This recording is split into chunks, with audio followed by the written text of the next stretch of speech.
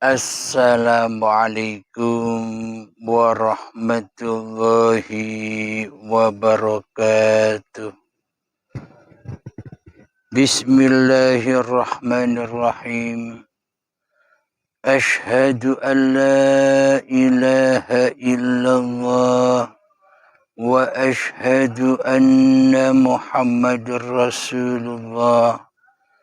Allahumma salli ala Sayyidina Muhammad wa ala ali Sayyidina Muhammad. Rabbis rahli sadri wa yassir li amri wahlul uqdatam min lisani yafqahu qawli. Amin. Bismillahirrahmanirrahim.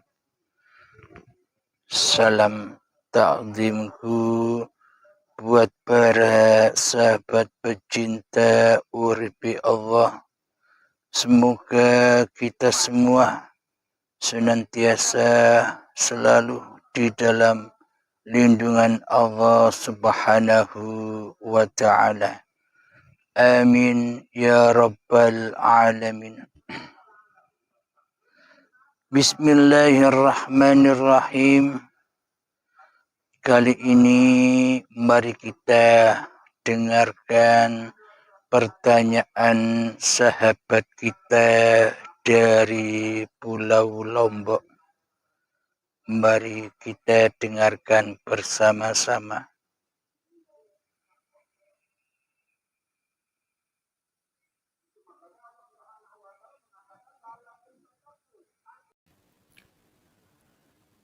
Assalamualaikum warahmatullahi wabarakatuh.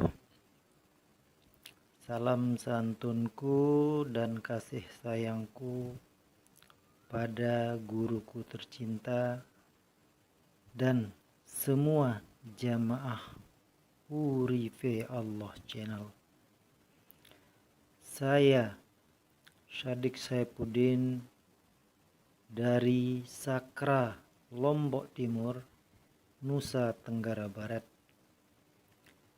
ingin bertanya tentang hakikat Bismillahirrahmanirrahim, yang artinya dengan menyebut nama Allah lagi Maha Pengasih dan Penyayang.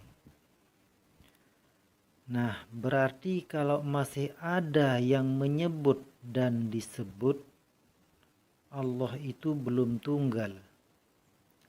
Buktinya masih ada hamba di situ. Masih ada hamba dan Allah di situ. Nah, bagaimana cara mengaplikasikan Bismillahirrahmanirrahim itu supaya tidak ada yang menyebut, supaya esa, supaya tunggal. Nah, itu saja guru. Semoga kita semua tetap dalam lindungan Allah Subhanahu wa ta'ala. Amin amin ya rabbal alamin. Wassalamualaikum warahmatullahi wabarakatuh. Waalaikumsalam warahmatullahi wabarakatuh. Inti pertanyaannya, bagaimanakah cara mengaplikasikan Bismillahirrahmanirrahim di dalam dada kita? Bismillahirrahmanirrahim di dalam hadisnya Rasulullah Sallallahu Alaihi Wasallam, segala sesuatu perkara apabila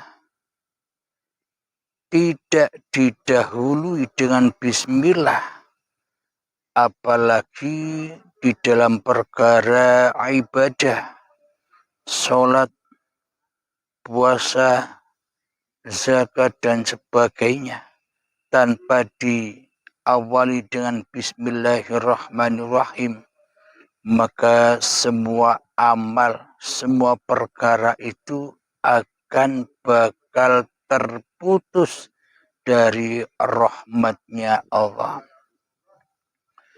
Contoh lagi ketika menyembelih hayawan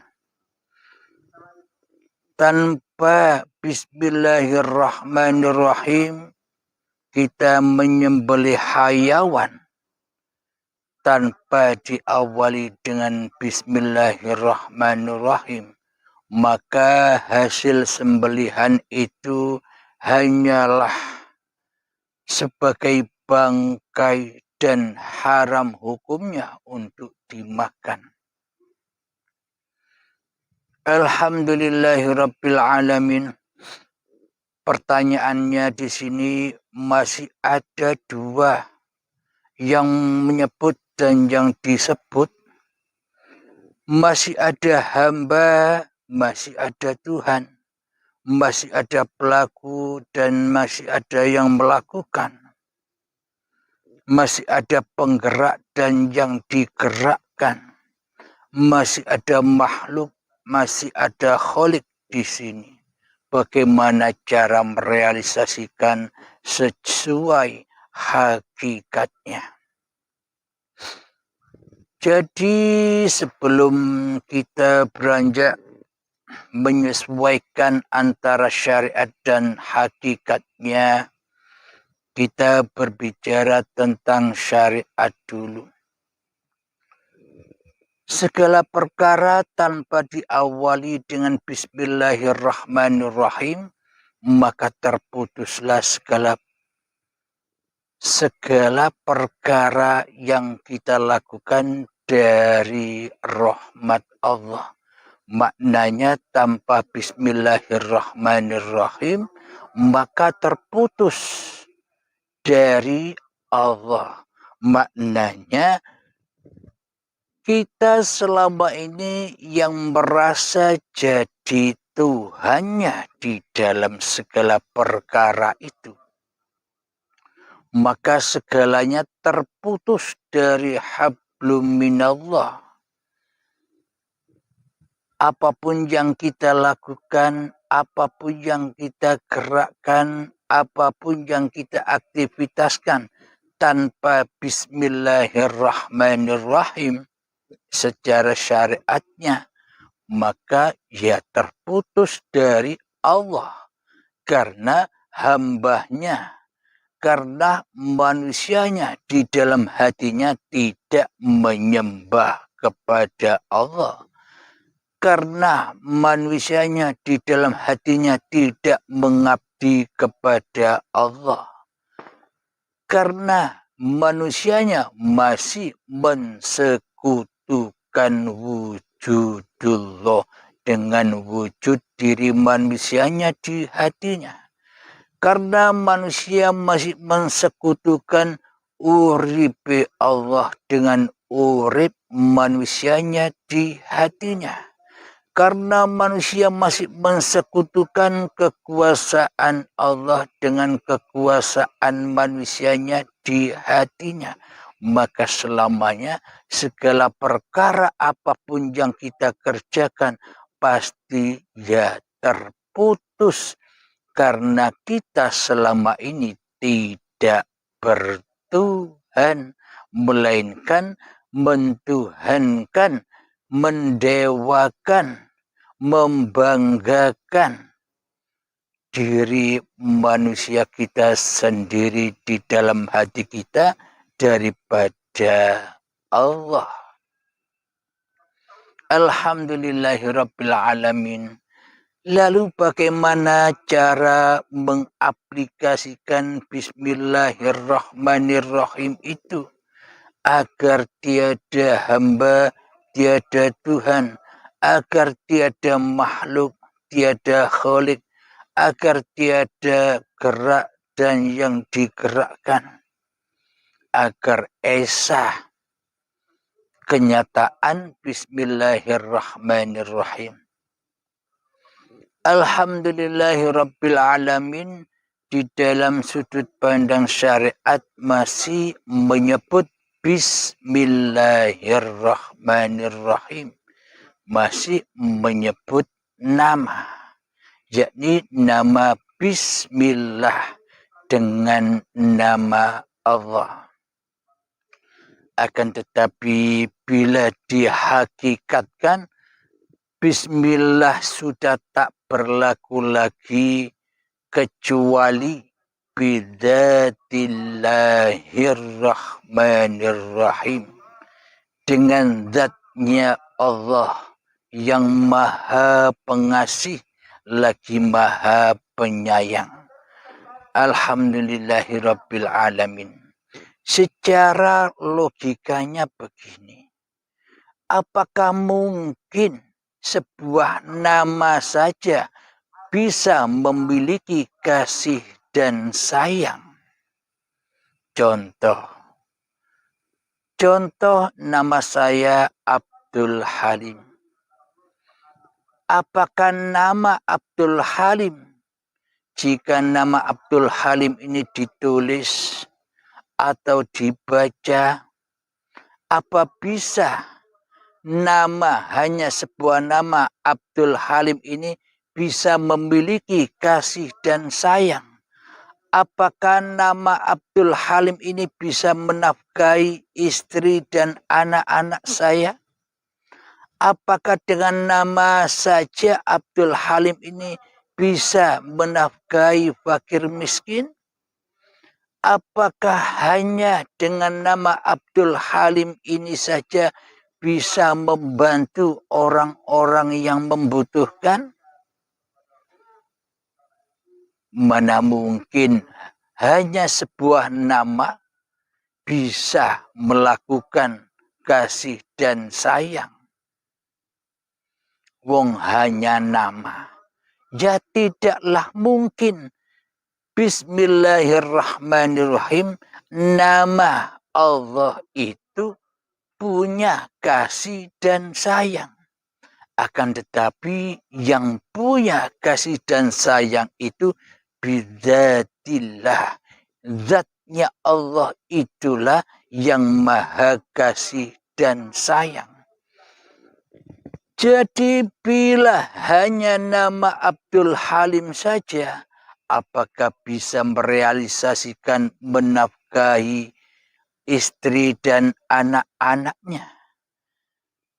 Hanya nama Abdul Halim saja, apakah bisa nama Abdul Halim itu menyedekahi fakir miskin, membantu orang-orang yang membutuhkan? Ya tak mungkin sebuah nama. Tentunya nama dan zatnya, maknanya nama dan siapa yang punya nama itu. Ya harus dengan diri saya, ya harus dengan badan saya, ya harus dengan hidup saya. Maka sebuah nama itu akan ahad. Zatullah, sifatullah, asma'ullah, af'alullah. Maka ahadlah dulur papat limo pancer zat sifat asma af'al kepada nama yang disebut itu. Bila hanya sebuah nama, maka tak akan bisa mampu apa-apa nama itu tanpa siapa yang memiliki nama. Jadi Bidzatillahirrahmanirrahim, dengan zatnya Allah lah yang maha kasih dan maha penyayang. Dengan zatnya Abdul Halim lah yang bisa menafkahi istri dan anak-anaknya. Dengan zat Abdul Halim lah maka terrealisasi sebuah santunan-santunan dan sebagainya. Ini hanya sebuah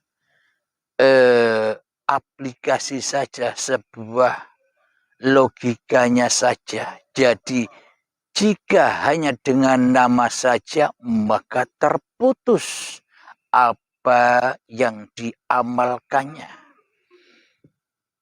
Jadi kalau di syariat kita masih duduk disyariatkan ya nyembah nama, nyembah bayang-bayang, nyembah badan, tidak ngabdi, tidak nyembah kepada hidup yang menghidupi badan, tidak menyembah siapa yang punya bayangan, tidak menyembah siapa yang mempunyai zat sehingga ada nama itu.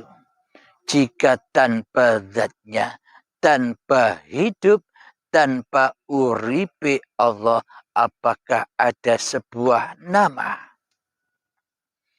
Jadi sebelum kita mengaplikasikan ya harus tahu dulu jenjang per jenjangnya. Kalau dijelaskan langsung ya banyak yang tidak mudeng, banyak yang gak paham, akhirnya gagal paham. Alhamdulillahirabbil alamin.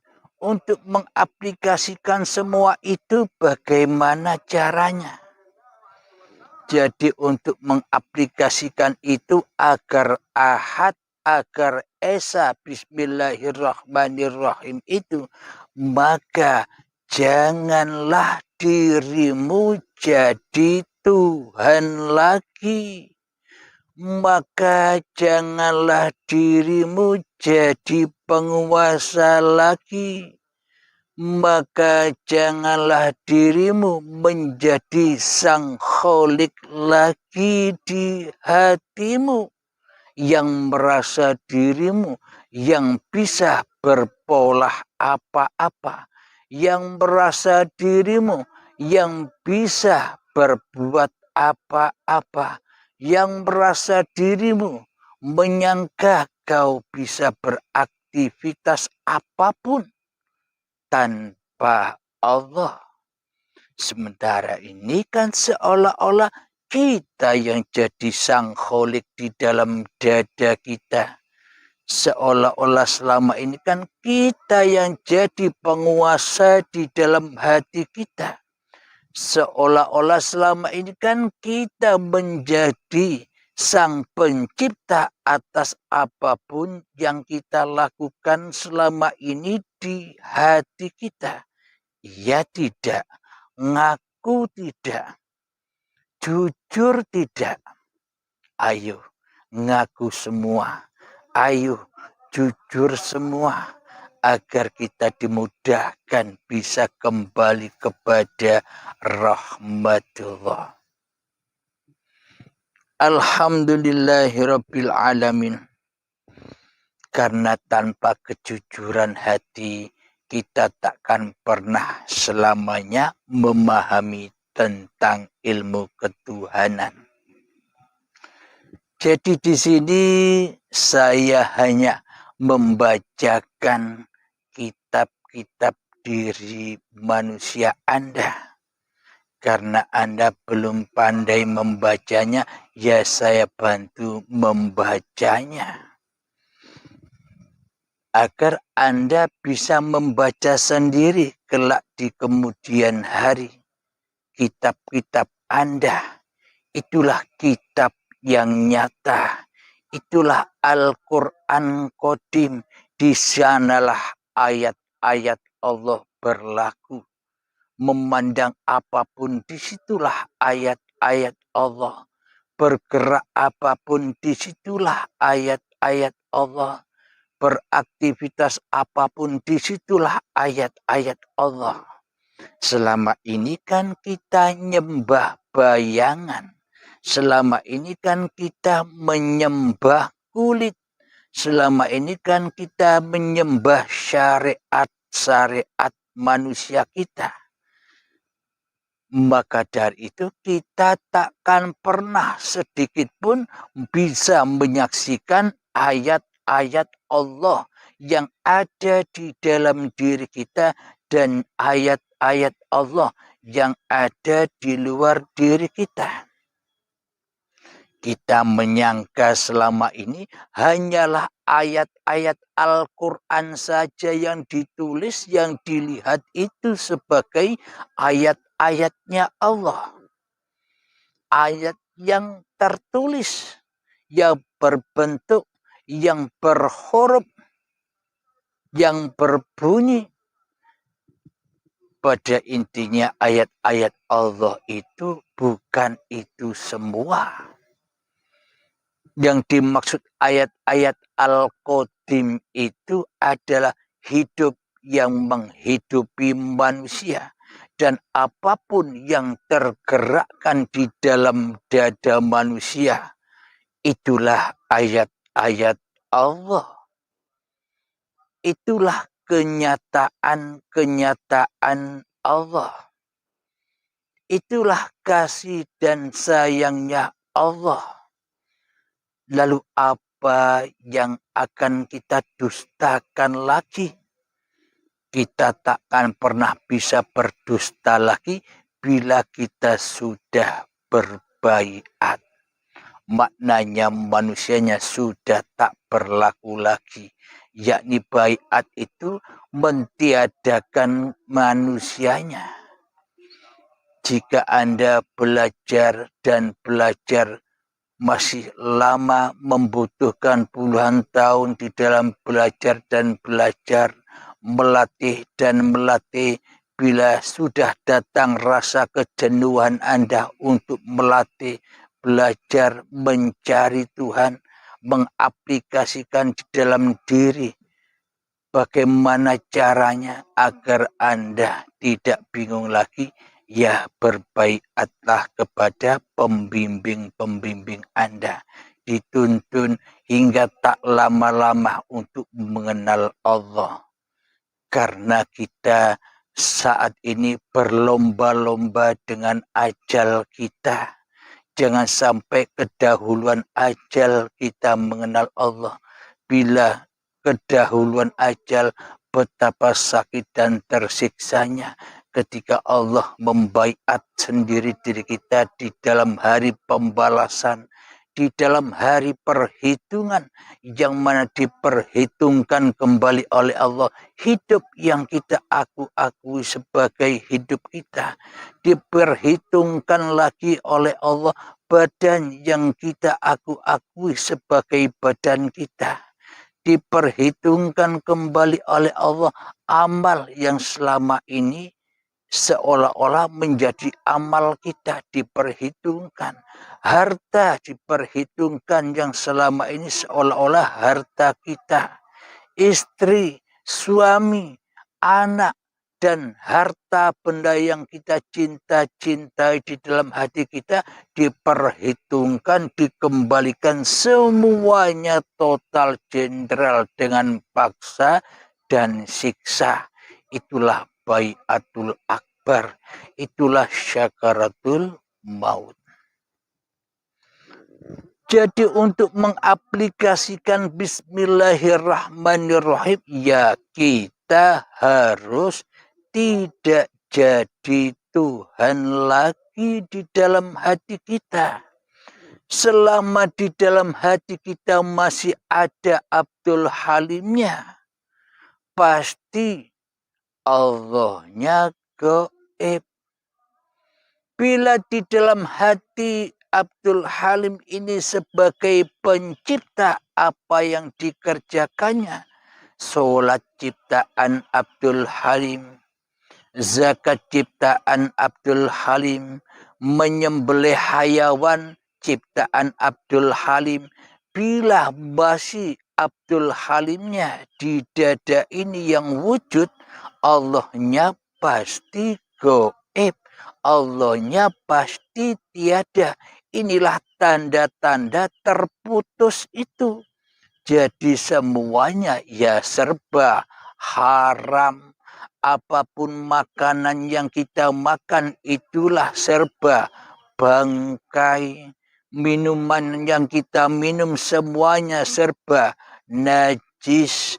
Apa yang kita makan, apa yang kita minum, itu diibaratkan di dalam Al-Quran, kita mengkonsumsi darah dan nanah kotor. Inilah penduduk neraka jahanam itu. inilah penduduk hawa nafsu yang dituhankan di dalam dadanya. Semuanya serba haram. Semuanya serba terputus dari sang dalangnya. Karena di dalam dirinya manusia lebih dominan menjadi sang dalang daripada menjadi sang wayang. Karena di dalam hati manusianya lebih dominan menjadi sang kholik daripada menjadi sang makhluk. Alhamdulillahirabbil alamin. Selama manusia masih wujud sebagai manusianya di hatinya, maka selamanya takkan pernah bisa mengaplikasikan bidzatillahirrahmanirrahim. Tidak akan pernah bisa menyaksikan, mengaplikasikan bismillahirrahmanirrahim. Jadi semua amalnya ya terputus. Jangan ngaku-ngaku kita sudah beribadah bila sudah terputus, sudah firaq, sudah talak dengan penciptanya. Firaq pisah dengan penciptanya. Bagaimana mungkin semua amal itu bakal sampai kepada Allah Subhanahu wa Ta'ala sebagai pencipta dan penguasa diri kita, sementara di dalam dada kita firaq, pisah Allahnya. Allahnya ditalak, Allahnya dicerai di dalam dada kita. Yang jadi Tuhan, yang jadi penguasa di dalam hati kita hanyalah nama manusianya daripada nama Tuhannya. Zat manusianya yang jadi Tuhan di dada kita daripada zat Tuhannya. Wujud manusianya yang lebih dominan di dalam dada kita daripada wujud Tuhan yang telah menciptakan diri manusia kita. Hidup manusianya yang lebih dominan di dada kita daripada hidup Tuhan yang maha hidup. Yang maha mati ngaku-ngaku menjadi yang maha hidup. Ya itulah diri kita. Ya selamanya semuanya.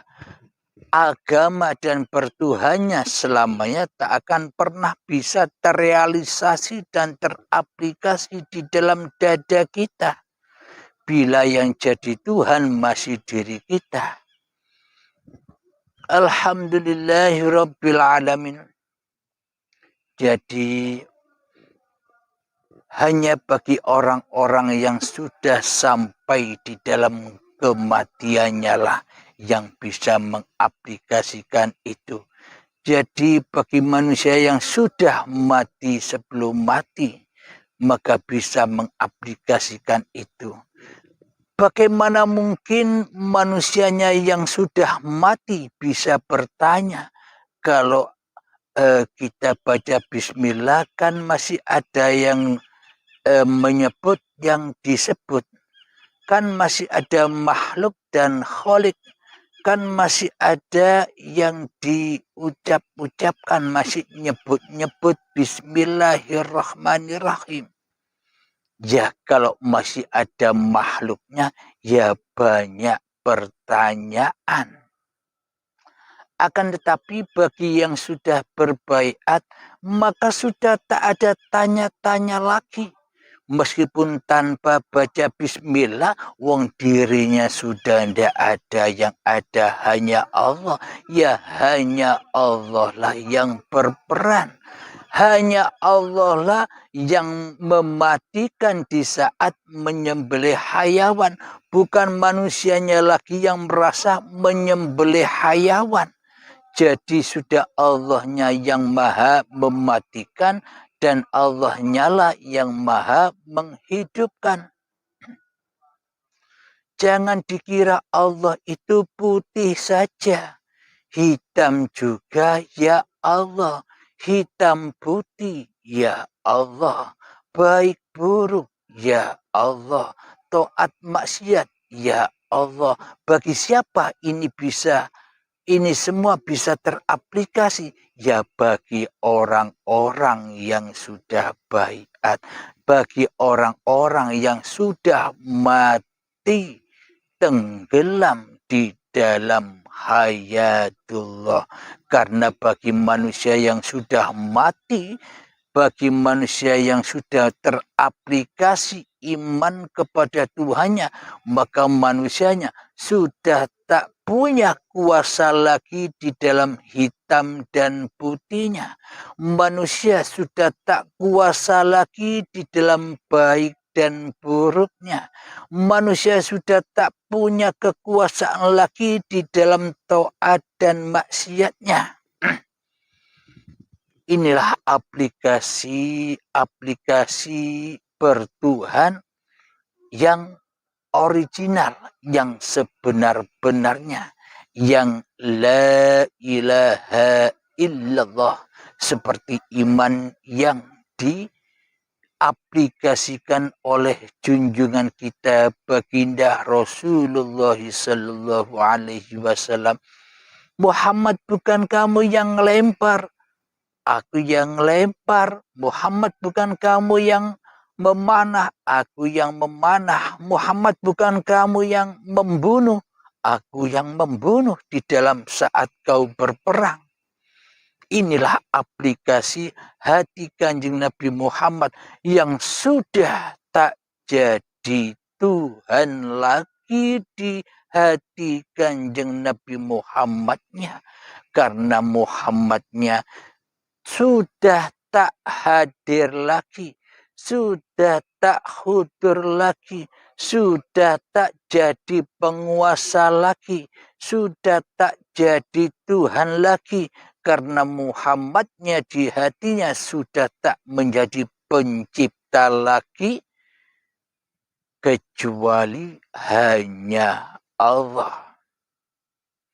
Inilah iman dan akidah Kanjeng Nabi Muhammad sallallahu alaihi wasallam kepada Tuhan yang telah menciptakannya. Lalu kita ikut siapa? Ikut Rasulullah apa ikut hawa nafsu? Kalau ikut Rasulullah, ya jadilah malaikat. Diutus bersujud kepada Adam, ya sujudlah. Maknanya seluruh malaikat itu bersujud kepada Adam, itu maknanya bagaimana? Seluruh malaikat itu ahli ibadah. Diutus sujud kepada Adam, disuruh mengakui di dalam hatinya bahwa sesungguhnya malaikat itu tidak ada. Malaikatnya ya tunduk patuh kepada Tuhannya. Karena malaikatnya sadar bahwa diri malaikatku ini hanyalah makhluk yang tidak punya wujud, yang tidak punya hidup, yang tidak punya kuasa, yang tidak punya kehendak kecuali dengan wujud, dengan hidup, dengan kuasa dan dengan kehendak Tuhannya lah yang selama ini telah menciptakannya. Inilah malaikat. Akan tetapi iblis dan setan disuruh sujud kepada Adam, tidak mau. Disuruh mengakui iblis dan setan ini bahwa dirinya sesungguhnya tak ada, yang ada hanya aku, kata Allah. Iblis dan setan tidak mau bersujud kepada Adam. Iblis dan setan tidak mau mengakui bahwa dirinya tidak ada, yang ada hanya Allah di hatinya. Tidak mau iblis dan setan ini. Iblis dan setan membangga-banggakan dirinya, menyombongkan dirinya.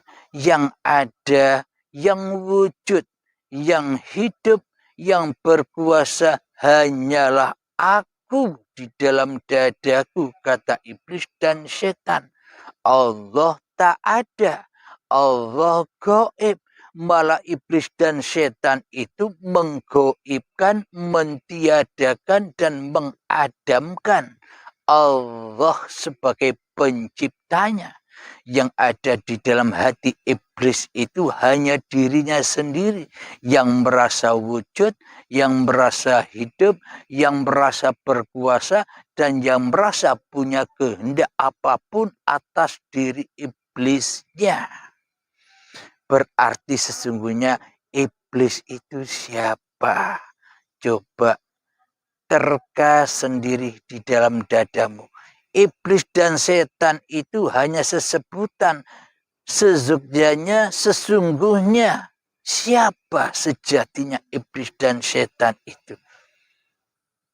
Mari kita baca diri kita. Ada ungkapan lagi di luar sana, orang Yahudi selamanya tidak akan pernah rela, tidak akan pernah ridho bila umat Islam ini jaya, bila umat Islam ini menang. Maknanya bagaimana?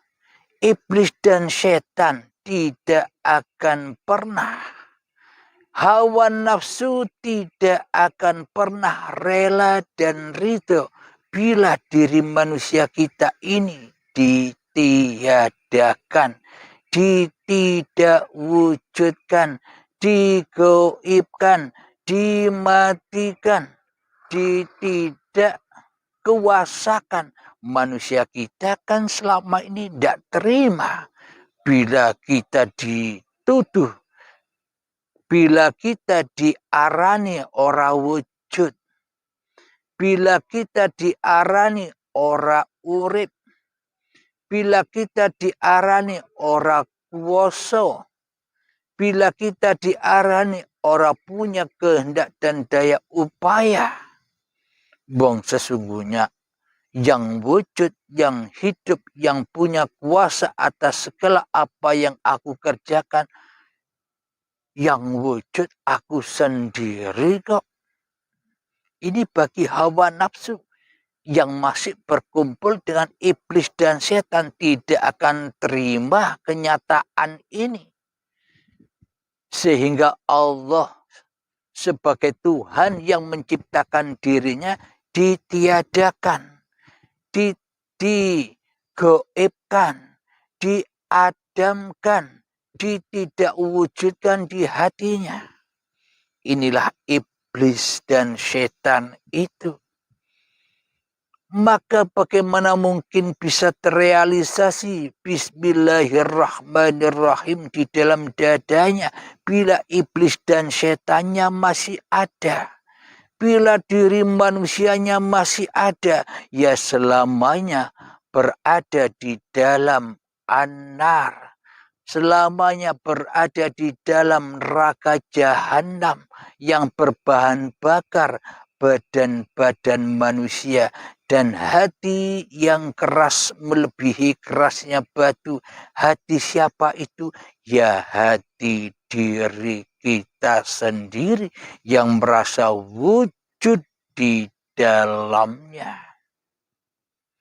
Maka semuanya takkan pernah terrealisasi kecuali manusianya rela, ridho menuju rojiun di dalam kematian dirinya, menuju rojiun di dalam kehancuran langit dan buminya, kehancuran hidup dan badan yang selama ini diakui sebagai hidup dan badan miliknya, dipersembahkan lagi kepada Tuhan yang telah menciptakannya, baru bisa teraplikasi.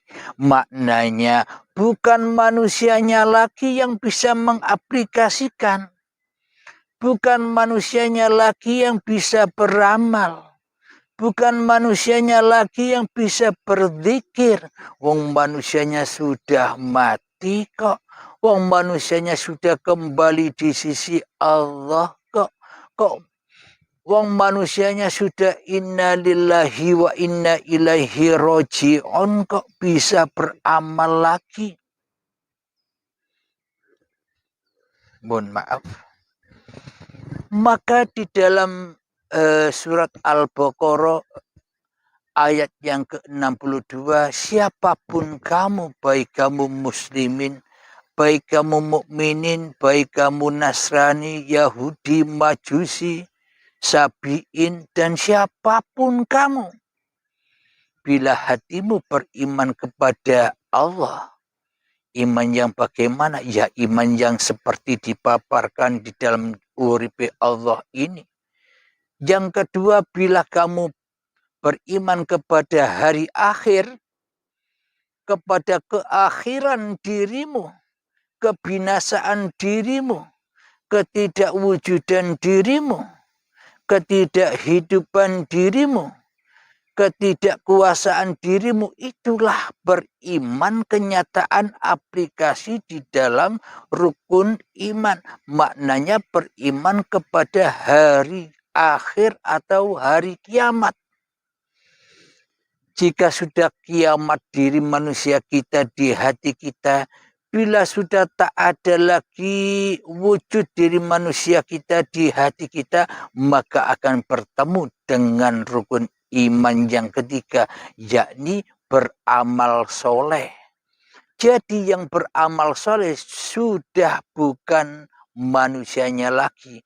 Amal soleh itu adalah amal yang diafali oleh zat, sifat, asma, af'al itu sendiri. Ya, amal yang diafali oleh Allah sendiri, bukan amal yang diafali oleh hawa nafsu. Jadi yang dikatakan amal yang soleh itu amal yang dikuasai oleh Allah sendiri. Bila amal itu masih dikuasai oleh Abdul Halimnya, bila amal itu masih dikuasai oleh hawa nafsu kita sendiri di hati kita, apapun amal itu, apapun aktivitas kita, baik kelihatannya ibadah, semuanya terputus dan tak berguna sama sekali, bahkan menjadi api-api yang membakar diri manusia kita, api kebanggaan, api merasa dirinya mulia, api merasa dirinya sudah banyak ibadah, api kesombongannya, api-api yang di dalam dada, itulah yang membuat terbakarnya amal-amal linafsi diri manusia kita. Jadi bukan amal lagi namanya, tapi kemaksiatan, tapi siksa di dalam ahli kubur dan ahli jahannamnya. Alhamdulillahirabbil alamin. Coba kita logikakan, kita ilustrasikan. Pertama, iman kepada Allah. Ini buat seluruh manusia yang ada di surat Al-Baqarah ayat yang ke-62. Iman yang untuk seluruh manusia. Iman kepada Allah, iman kepada hari akhir, dan beramal soleh. Bila ditilik, dipandang secara syariatnya, setelah iman kepada Allah, yang kedua iman kepada hari kiamat. Tentunya kalau sudah beriman kepada hari kiamat, kan manusianya sudah berjumpa dengan kiamatnya, kan manusianya sudah jumpa dengan kematiannya, kan manusia sudah jumpa dengan kesadarannya bahwa dirinya hanyalah makhluk yang tak bisa apa-apa. Bila manusia sudah sampai kesadarannya di dalam iman kepada hari akhir, berakhirnya manusia jadi Tuhan, maka Yang ketiga adalah amal soleh.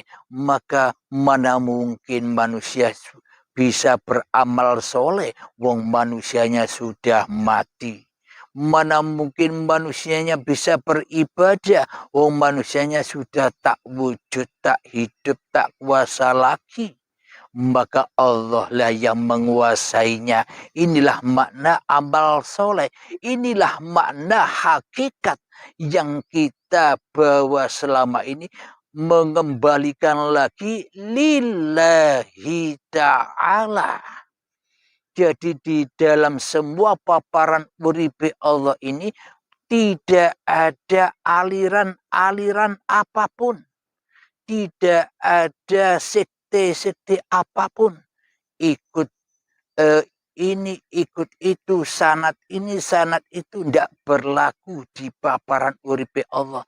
Karena di dalam uripe Allah, di paparan uripe Allah, hanyalah untuk memurnikan kembali ajaran-ajaran Kanjeng Nabi Muhammad sallallahu alaihi wasallam.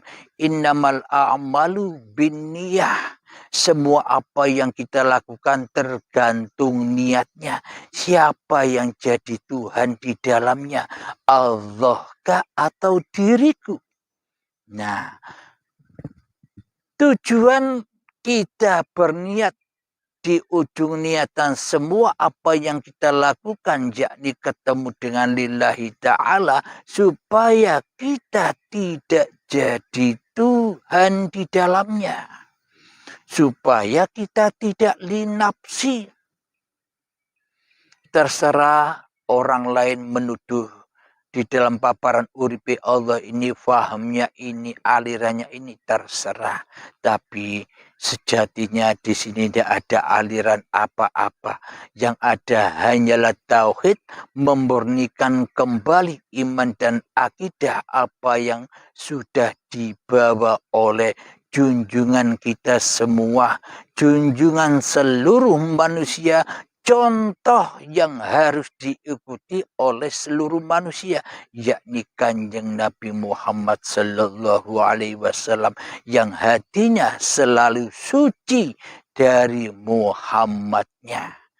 Karena suci di dalam hati Nabi Muhammad dari Muhammadnya, maka Nabi Muhammad menjadi utusan Allah, selalu diutus kemana-mana oleh Allah, selalu diperankan kemana-mana oleh uripe Allah, selalu beraktivitas apapun diaktivitaskan oleh uripe Allah.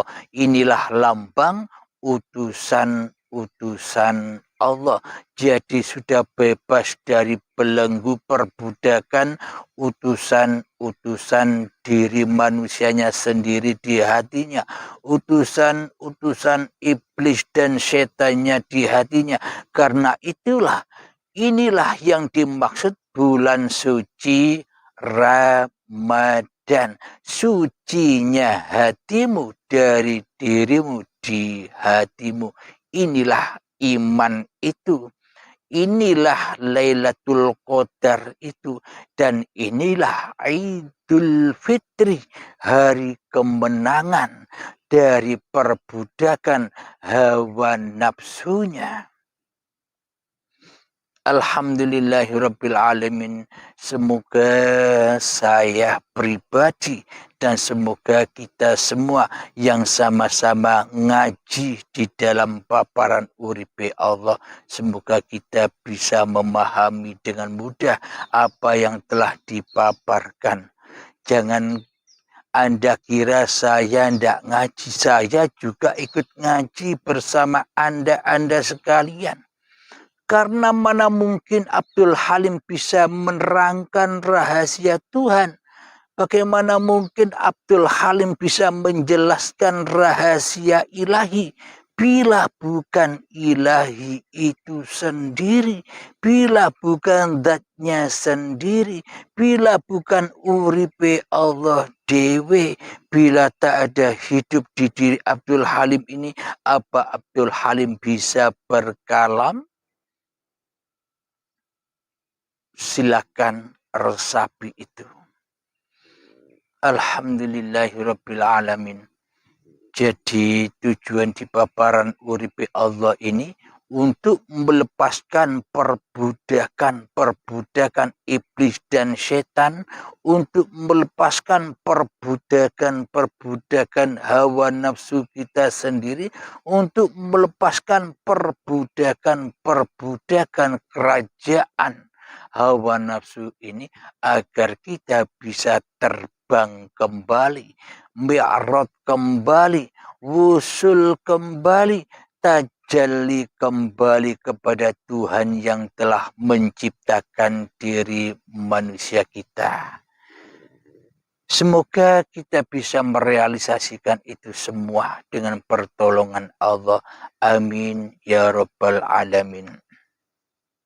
Sebelum kita akhiri kajian ini, mari kita kembangkan bersama-sama di mulut, di lisan, dan bahkan di dada kita sholawat dholimin daf'ul bala, agar kita bisa merealisasikan dan agar kita kumpul dengan Kanjeng Nabi Muhammad. Kumpul apanya? Bukan kumpul badannya.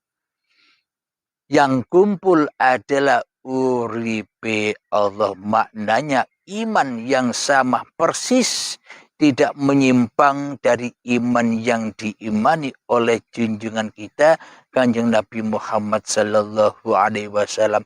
Itulah yang dikatakan kumpul dengan Rasulullah di dalam surga. Kapan?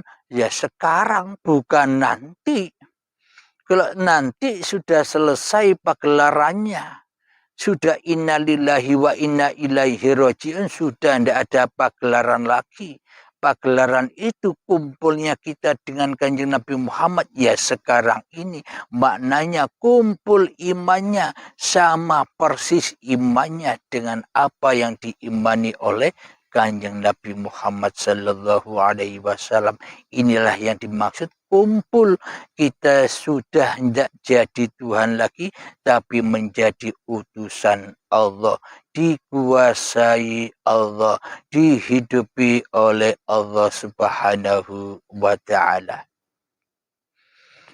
Allahumma salli ala sayyidina Muhammad wa asbilil zalimin bidzalimin. Allahumma salli ala sayyidina Muhammad wa asbilil zalimin bidzalimin. وأخرجنا من بينهم سالمين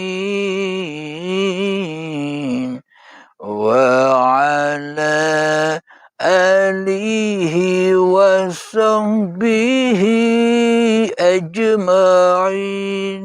الحمد لله رب العالمين. ربنا آتنا في الدنيا حسنة وفي الآخرة حسنة وقنا عذاب النار. وصلى الله على سيدنا محمد وعلى آله وصحبه وسلم والحمد لله رب العالمين. آخر كلام. Assalamualaikum warahmatullahi wabarakatuh.